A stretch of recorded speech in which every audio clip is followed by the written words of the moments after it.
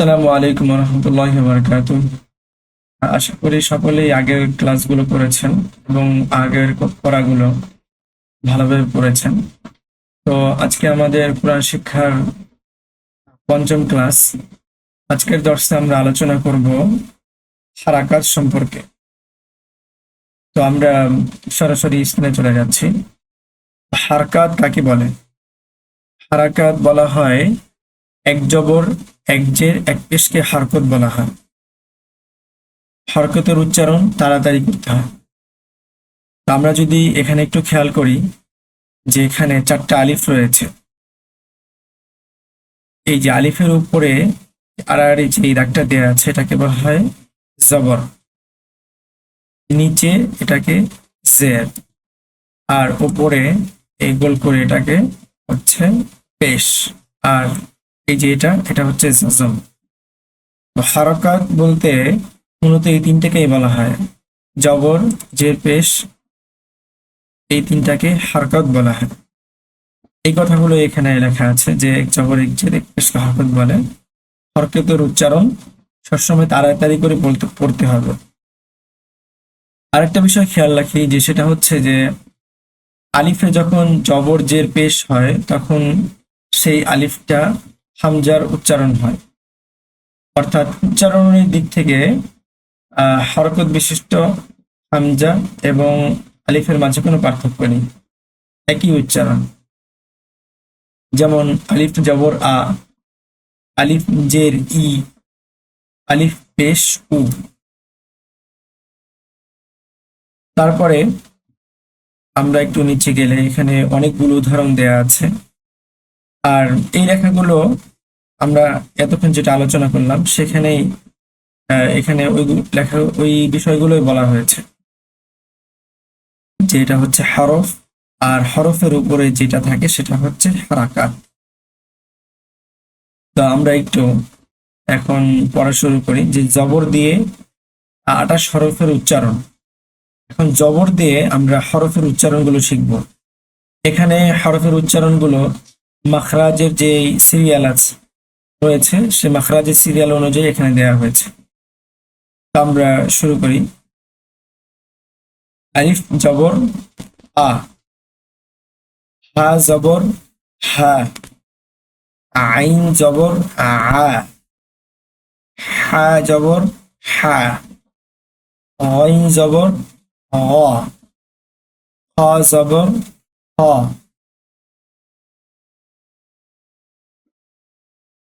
তারপরে কফ জবর ক, কাফ জবর আ, জিম জবর যা, শিন জবর শা, ইয়া জবর ইয়া, বদ জবর ব, লাম জবর লা, নুন জবর না, র জবর র, ত জবর ত, দাল জবর দা, তা জবর তা, সদ জবর স, সিন জবর সা।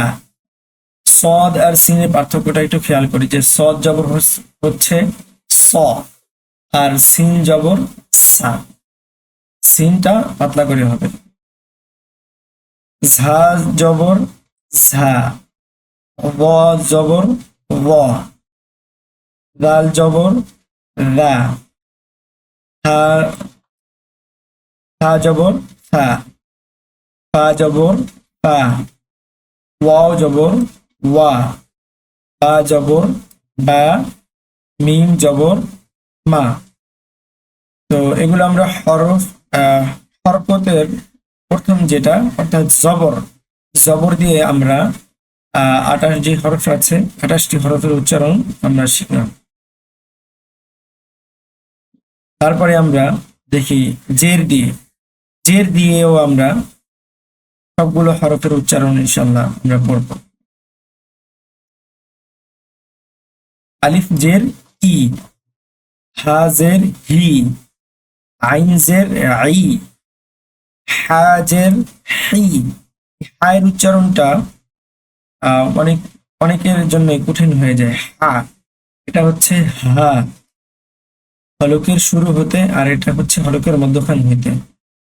হাজের হি, গইনজের রি, হজের হি, কফজের ই, কাফজের ই।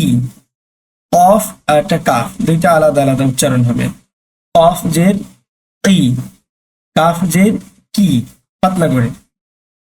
চিনজের জি, শিনজের শি, ইয়াজের ই, গজের রি, লামজের লি, নুনজের নি, রজের রি, কজের টি, দালজের দি, তাজের তি, সজের সি। সি শব্দটা হচ্ছে সজের সি, আর সিনজের সি।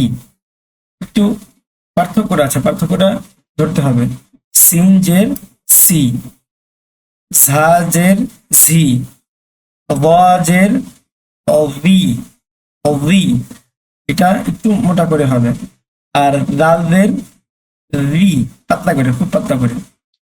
তাজের টি, তাজের টি, ওয়াজের উই, কাজের বি। ওয়ের নিচে জের হলে আবার একটু খেয়াল করে, ওয়াজের উই, উই। আর ইংলিশে যেমন ডাব্লিউ ই, উই, যেভাবে উচ্চারণ করি ঠিক উচ্চারণটা এভাবেই হবে। বাজের বি, মিমজের মি। এটা আমরা জেরের উচ্চারণ দেখলাম। এখন আমরা একটু দেখি হচ্ছে পেশের উচ্চারণ। পেশ দিয়ে 28 হরফের উচ্চারণ।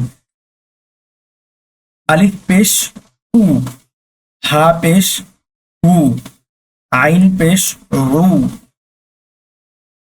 হা পেশ হু, গইন পেশ উ, খ পেশ হু, কফ পেশ উ, কাফ পেশ উ, জিম পেশ জু, শিন পেশ শু, ইয়া পেশ ইউ, দদ পেশ লু, লাম পেশ লু, নুন পেশ নু, র পেশ রু, ত পেশ তু, ডাল পেশ দু, তা পেশ তু, সদ পেশ সু, সিন পেশ সু।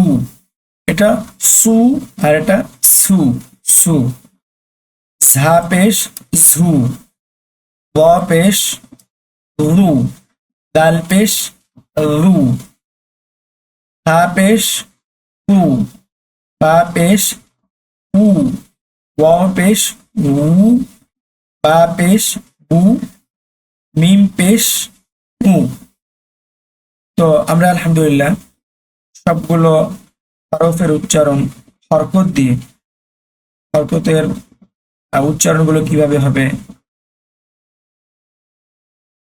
জবর আসলে কিভাবে এবং জের আসলে কিভাবে, পেশ আসলে কিভাবে, সেগুলো আমরা মস্ক করে করে শিখলাম। তো আপনারাও ভিডিওটি পজ করে করে এভাবে নিজে নিজে মস্ক করবেন, তাহলে মুখের ফ্লুয়েন্সি বাড়বে এবং উচ্চারণ আস্তে আস্তে সহজ হয়ে যাবে, সঠিক উচ্চারণ চলে আসবে। তো আমরা সাথে সাথে এটা পড়ার সাথে সাথে আমরা লিখতেও পারি, হরকত দিয়ে আমাদের খাতার মধ্যে আমরা এগুলো লিখব। তো আজকের ক্লাস এ পর্যন্তই। আগামী ক্লাস আরেকটা বিষয় নিয়ে হবে ইনশাল্লাহ। তো আমরা এগুলো ভালোভাবে পড়বো এবং বেশি করে প্র্যাকটিস করবো। আল্লাহ তাআলা আমাদের জন্য কোরআন পড়াকে এবং বুঝাকে সহজ করে দেন।